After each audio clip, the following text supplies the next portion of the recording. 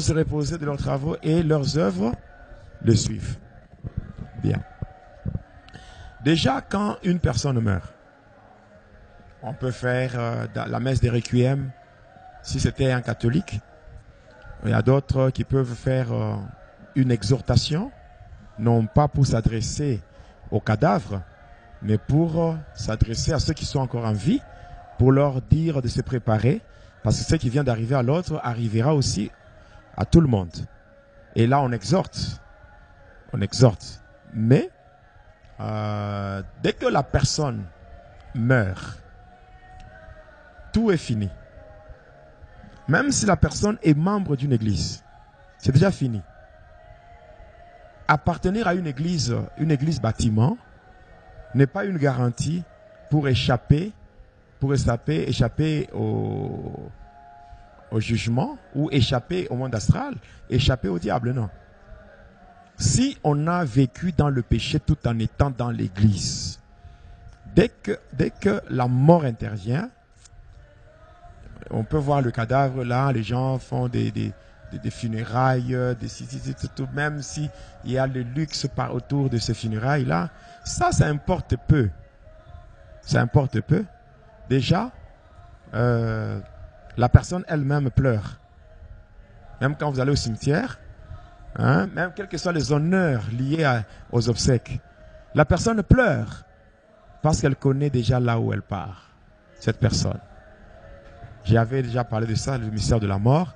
La personne part et là, on va l'enterrer. Dès qu'on l'enterre, on va l'accueillir dans ce qu'on appelle le monde de cimetière. Parce qu'au cimetière, il y a deux cérémonies. Il y a la première cérémonie qu'on appelle monde de cimetière, cérémonie à tombeau fermé et cérémonie à tombeau ouvert. Et à tombeau ouvert, c'est lorsque les satanistes partent au cimetière. Ils font des incantations. Le cimetière ou la tombe s'ouvre. Hein, la tombe s'ouvre et les gens, donc la tombe s'ouvre et la personne descend dans la tombe. Il y aura comme des escaliers qui lui donnent l'accès au monde de Satan. Ça se fait. Il y a des formules que les gens aujourd'hui, par ignorance, ils laissent ça dans leur maison. Il y a des formules comme Sésame, ouvre-toi, comme abracadabra. Hein? Oui, ce sont des formules qu'on utilise pour ouvrir le monde du cimetière. Abracadabra. Oui. Sésame, ouvre-toi. Ça, c'est pour ouvrir une tombe. Et on passe par là, on appelle ça cérémonie à tombeau ouvert. Mais notre cérémonie à tombeau fermé, c'est lorsqu'on arrive dans le cimetière. Toutes les tombes ainsi que le croix disparaissent. Et ça laisse place à un autre monde. On appelle ça le monde du cimetière. Un autre monde où il y a toutes les activités. Il y a même des villas. Il y a beaucoup de choses. C'est ce que même certaines personnes vont corrompre ceux qui montent la gare au cimetière. Ils font ces cérémonies, ils entrent, ils prennent même des choses, ils amènent ça.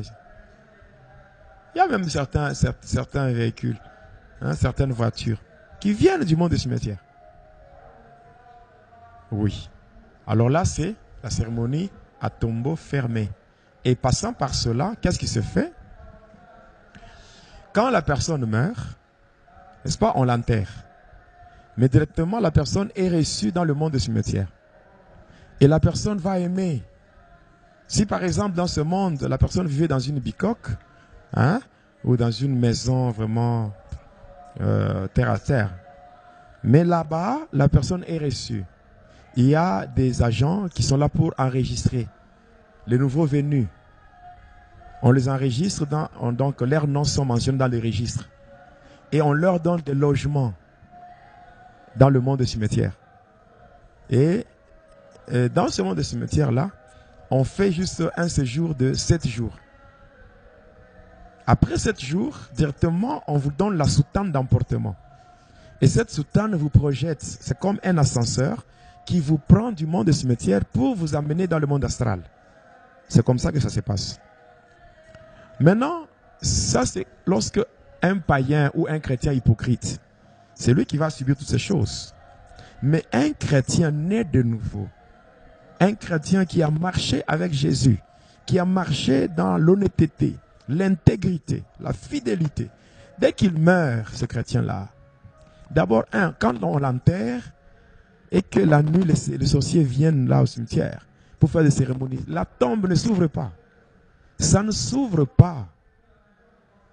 Vous savez, quand Dieu avait enterré Moïse, le diable était venu pour réclamer le corps de Moïse. Mais Dieu a dépêché un ange qui s'est disputé pour empêcher au diable de toucher au corps de Moïse. Le corps d'un chrétien, on ne peut pas le profaner par les agents du diable. Jamais. Et puis, quand un chrétien meurt, on ne le voit même pas dans le radar. On le voit même le diable ne peut pas le voir. Quand un chrétien meurt, il y a un cortège des anges qui viennent prendre. Les anges qui viennent. Vous souvenez-vous de Lazare? Quand il est mort, il y a eu un cortège des anges qui sont venus le prendre. Donc c'est un mystère que même le diable n'a jamais compris. Il n'y a aucun sataniste qui peut démontrer ça.